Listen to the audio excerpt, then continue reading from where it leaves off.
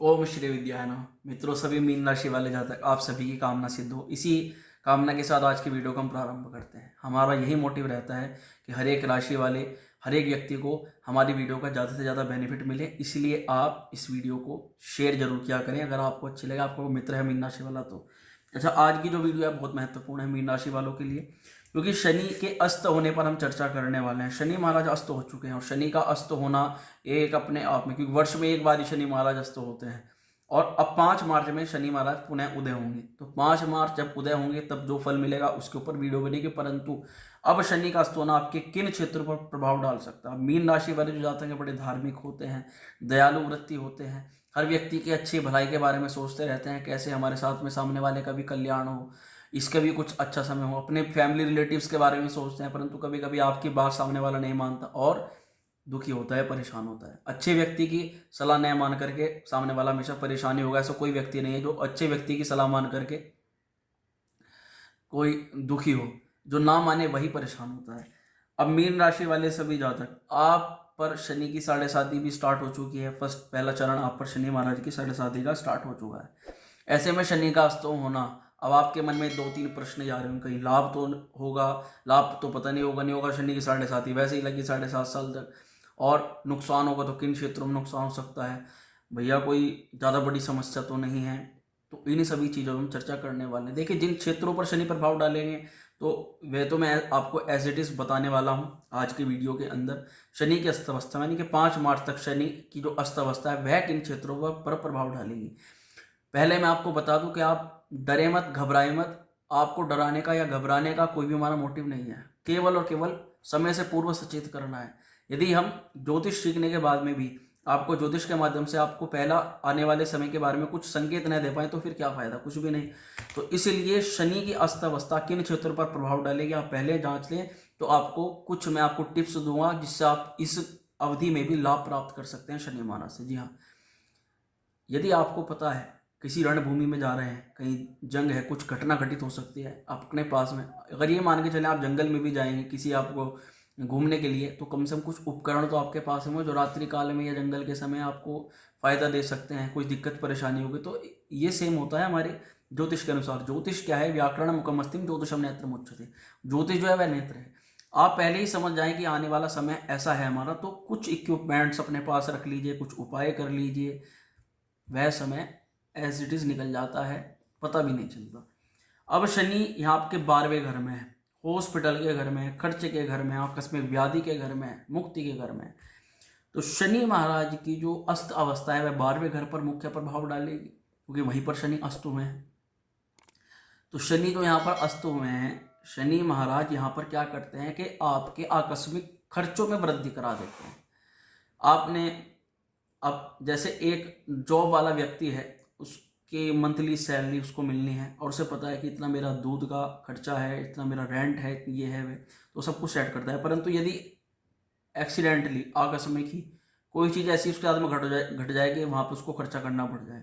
Example के तौर पे जैसे 12वां घर आकस्मिक व्याधि है, तो कोई वाहन दुर्घटना, अपने किसी सामान की क्षति हो जाना, तो उसमें खर्चा देना पड़ता है व्यक्ति को। अरे ये क्या हो गया, इसके बारे में तो हमने सोचा नहीं था। तो वह सब चीज़ें 12वें घर से देखी जाती हैं। तो यहाँ पर आपका आकस्मिक खर्चा और शारीरिक व्याधि यानी कि वाहन चलाते वक्त अपना बहुत आपको सावधानी रखनी है, और हॉस्पिटल में अपने किसी मित्र, सहयोगी या अपने परिवार के व्यक्ति के इलाज के लिए आप कुछ खर्च कर सकते हैं, ये यहाँ पर देखने को मिल सकता है। अच्छा, आपकी यात्रा में भी आपका धन खर्च हो सकता है। आप कहीं यात्रा के लिए जाएं और वहाँ पे आपका धन जो है वह खर्च हो जाए।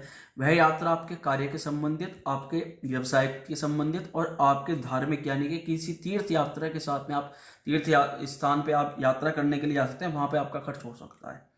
तो ये सब कुछ यहाँ शनि महाराज 12वें घर में बैठ करके करा सकते हैं। अच्छा, एक चीज़ में आपको लाभ जरूर मिल सकता है, वह क्या कि जैसे मैंने कि 12वां घर जो है मुक्ति होता है। कोई आपके साथ में पहले से पीड़ा चल रही है, कोई समस्या चली है, कोई दिक्कत परेशानी चल रही है, तो उसमें आपको कुछ शनि महाराज लाभ पहुंचा सकते हैं। पीड़ा किसी भी तरह की हो सकती है, कोई जरूरी नहीं कि शारीरिक हो, मानसिक भी हो सकती है, व्यवहारिक भी हो सकती है। किसी के व्यवहार के कारण से आप परेशान हैं तो उसमें आपको शनि महाराज जरूर कुछ ना कुछ मुक्ति दिलाएंगे। शनि की जो तीसरी दृष्टि है वह आपके धन के घर पर है, कुटुंब के घर पर है, वाणी के घर पर है, वहाँ मेष राशि है। तो मैं आपको यही कहना चाहूँगा, अपनी वाणी पर नियंत्रण रख करके आपको बोलना है। बोलने से पहले 100 बार सोचना है। यदि कोई आप किसी ऐसे मुद्दे पर बात करने वाले हैं जिससे कि घर के अंदर, परिवार के अंदर किसी प्रकार का वाद विवाद पैदा हो सकता है, वह आपके धन के लिए भी ठीक नहीं है, आपके जो जॉब आप नौकरी करते हैं उसमें धन संचय करने के लिए भी ठीक नहीं है। और कहीं ना कहीं शनि महाराज यहाँ पर धन संचय में तो कुछ समस्या जरूर करा सकते हैं कि जैसे इधर पैसा आया, जैसे 12वें घर में शनि है तो इनकम के घर की स्वामी क्योंकि आपके हैं और 12वें घर में है तो पैसा इधर से आया और इधर चला गया। ये सब कुछ यहाँ पर शनि महाराज की अस्त अवस्था के कारण से हो सकता है, इनमें कुछ समस्या बढ़ सकती है। हालांकि इनके उपाय भी आपको साथ ही साथ बताए जाएंगे।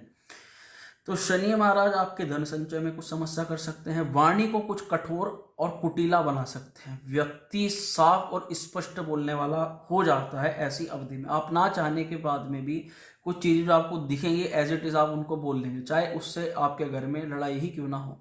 परंतु फिर भी मैं आपको यही समझाऊंगा कि भैया आप उन चीज़ों को आप कम बोलें। अगर कोई ऐसी चीज़ है, आपने तो स्पष्ट बोल दिया, आप तो अपने दिल के साफ हो, आपने साफ कह दिया बात को। परंतु यदि कोई ऐसी बात है जिसके कारण से विवाद उत्पन्न हो सकता है परिवार में, तो क्लेश कहीं ना कहीं होगा, तो मस्तिष्क तो आपका भी खराब होगा। बस ये बात सोच करके आप काफ़ी कुछ नज़रअंदाज करके जीवन को बहुत सुकून में बना सकते हैं। मैं आपको केवल यही सलाह देना चाहूँगा। उस स्थिति को आप निकाल लें, और जब व्यक्ति, सामने वाले व्यक्ति का भी दिमाग शांत हो और सूझबूझ के साथ समझाने के लिए आप प्रयास करें। व्यक्ति ना समझे, अपनी स्थिति पर आप उसको छोड़ दें। तो धन संचय के लिए आपको वाणी का इस्तेमाल सूझबूझ के साथ करना है। दूसरा यह है कि शनि की जो सप्तम दृष्टि जाते हैं वह आपके शत्रु भाव पर जाती है, जो हमारा छठा भाव होता है, रोग ऋण शत्रु। तो ऐसे में कोई लोन लेना या देना दोनों ही उचित नहीं है। और दूसरा यह है कि आपके पीठ पीछे जो शत्रु हैं वह इस अवधि में कुछ एक्टिवेट हो सकते हैं, आपके लिए कुछ षड्यंत्र कर सकते हैं, आपके खिलाफ कुछ चुगली कर सकते हैं। आपके सामने तो आपके मित्र बनेंगे और पीछे पता चला कि आपकी बुराई कर रहे हैं। तो ये अवधि इस चीज को दिखाती है। इसके बाद मित्रों, आपके भाग्य स्थान पर शनि की दृष्टि है। तो भाग्य पर जब भी शनि दृष्टि करते हैं तो पूजा पाठ, व्यक्ति का थोड़ा धार्मिक होना अवश्य शनि महाराज करा देते हैं। व्यक्ति थोड़ा धर्म कर्म में ज़्यादा लगा रहे, परंतु उसको भाग्य का साथ एकदम न मिले, थोड़े समय के बाद में शनि महाराज उसको भाग्य का साथ दिलाना प्रारंभ कर देते हैं। पिता के स्वास्थ्य के लिए कुछ समय गिरावट बड़ा हो सकता है। और कार्य क्षेत्र के लिए, जैसे मैंने कहा कि कार्य क्षेत्र ठीक रहेगा आपका, परंतु धन के साथ साथ आपका खर्च भी बढ़ता रहेगा। आकस्मिक व्याधि, शारीरिक रूप से अपना ध्यान रखना है आपको। अगर आपकी कोई मेडिसिन चल रही है तो आपको उससे टाइम पर लेना है। और यही सब कुछ आपके इस ग्रह गोचर में दिखाई दे रहा है। उपाय के तौर पर आपको मैं बताऊं, देखिए शनि की जो अवस्था है, अस्त का मतलब होता है कि शनि अपनी जो किरणें हैं वह पूर्ण रूप से आपको नहीं प्रदान कर पा रहे हैं। तो ऐसे में जो शनि की 7.5 है तो उसका भी आपको फल कुछ कम मिलेगा। तो ये एक अच्छी बात हो गई कि नेगेटिव प्रभाव आप पे डालने वाला जो व्यक्ति है, सपोज करे आपका कोई शत्रु है और वह आपके ऊपर दृष्टि रख करके आपके खिलाफ आपको मार रहा है, कुछ भी कर रहा है। अब ये समझिए कि वह अंधा हो गया, तो वह हाथ पैर तो चलाएगा परंतु उसका वह आपको फेस नहीं देखेगा। तो क्या होगा कि वे कहीं का कहीं मारेगा, कहीं का कहीं हाथ पैर चलाएगा। तो उससे आप अपनी कुछ बचावट कर सकते हैं, अपने आप को बचा सकते हैं। तो यही शनि की अवस्था है। शनि के ऐसे में निगेटिव प्रभाव भी आपको कुछ कम मिलेंगे। और जहाँ जहाँ शनि के प्रभाव बढ़ सकते हैं, जहाँ जहाँ शनि की दृष्टि जा रही है, वह अंदाजे से जो शनि महाराज जहाँ पर किरणें डालेंगे उन क्षेत्रों पर जो प्रभाव करेंगे वह मैंने आपको बता दिए हैं। तो मित्रों, ये शनि का मैं आपको उपाय बताता हूँ कि इस अवस्था में आपको करना क्या है। देखिए शनि की जैसे दृष्टि जहाँ जा रही है वहाँ ज़्यादा समस्या शनि महाराज कर रहे हैं, तो आपको असहाय की सहायता जरूर करनी है। और किसी भी सरकारी अस्पताल में आप जा सकते हैं। कोई शारीरिक रूप से व्यक्ति पीड़ित है, बीमार है, अगर आप उसको 10 रुपये की मेडिसिन भी ला करके दे देंगे, 50 रुपये की, 100 रुपये की, जिससे उसके रोग में निवृत्ति, अगर एक व्यक्ति की भी आपकी दवाई से, आपकी दिलाई हुई दवाई से उसको आराम हो जाता है, चाहे वह छोटा सा ही रोग क्यों ना हो, तो उसके मन से जो आशीर्वाद निकलेगा ना, वह आपकी शनि पीड़ा को भी समाप्त कर देगा। इतनी बड़ी आशीर्वाद के अंदर क्षमता होती है। दूसरा यह है कि नेत्रहीन व्यक्ति को आपको नेत्रों के रोग की दवाई देनी है और आपको पीपल वृक्ष की जड़ के पास में रात्रि के समय सरसों के तेल का दीपक जलाना है। वह तो तेल होगा, उसमें आप अपना चेहरा देखें, नाक कान मुंह देखें, अपना जीभ निकाल करके देखें, और उसमें दीपक जलाने के बाद में आप एक सिक्का और 4 साबुत उड़द के दाने अपने सिर से क्लॉकवाइज उतार करके आप दीपक के अंदर डाल दें। ऐसा करने से आपकी शनि पीड़ा भी शांत होगी, आपके काफ़ी कार्य सिद्ध होंगे और आपको लाभ ही लाभ मिलेगा। मित्रों, वीडियो अच्छी लगी हो तो उसको लाइक शेयर करना न भूलें और चैनल पर पहली बार आए तो उसको सब्सक्राइब जरूर कर लें। ओम श्री विद्याय नमः।